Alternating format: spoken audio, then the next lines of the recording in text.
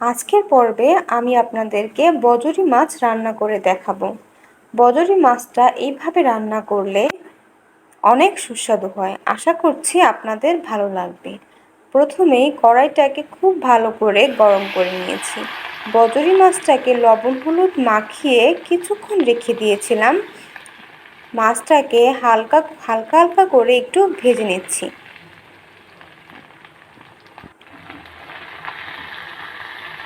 এক মিনিটের মতো ভেজে মাছটাকে তুলে নিচ্ছি।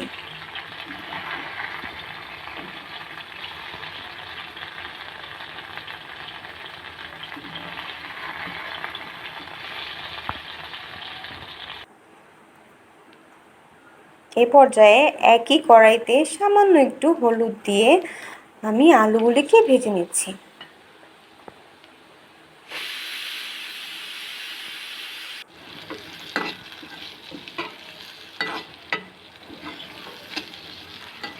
আলুগুলি লাল লাল হয়ে আসা পর্যন্ত নেড়ে চেড়ে ভেজে নিব। এই তো আলুগুলি প্রায় লাল লাল করে ভাজা হয়ে গেছে। আলুগুলিকে তুলব না, একটা সাইডে করে মাঝখানে কিছুটা ফাঁকা জায়গা করে এখানে আমি দিয়ে দিয়েছি সাদা জিরা। আলুর সঙ্গে সাদা জিরাটাও নেড়ে চেড়ে কিছুক্ষণ ভেজে নিচ্ছি। জিরেটা ভাজা হয়ে আসলে এর মধ্যে দিয়ে দিয়েছি জিরে বাটা, গুঁড়ো মরিচ, লবণ আর হলুদ।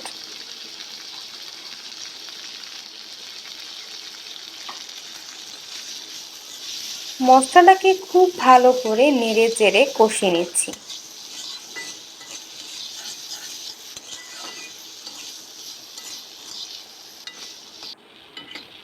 মশলাটা কষিয়ে আসলে এর মধ্যে অল্প পরিমাণে জল দিয়ে দিচ্ছি।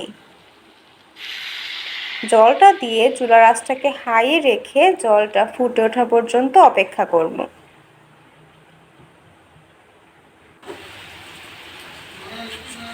জলটা ফুটে উঠতে শুরু করলে এই পর্যায়ে বজরি মাছের ভাজাগুলিকে জলের মধ্যে দিয়ে দিয়েছি।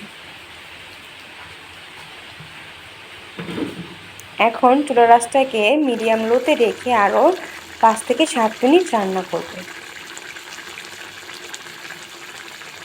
ঝোলটা এরকম ঘনত্বে আসলে আমি চুলাটাকে বন্ধ করে নামিয়ে নিয়েছি আমার আজকের আলু দিয়ে বজরি মাছের পাতলা ঝোল। আশা করছি আপনাদের ভালো লাগবে।